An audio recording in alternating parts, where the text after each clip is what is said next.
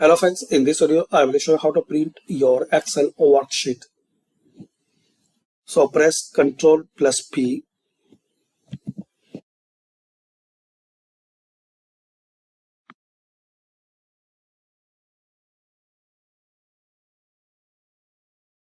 So guys, you will see this window. Here click on print and here you can customize as your requirement, like you can enter the number of copies. You can select from here your printer. Here you can enter the number to print, like from page number 5 to 10. Here you can change orientation, landscape or portrait.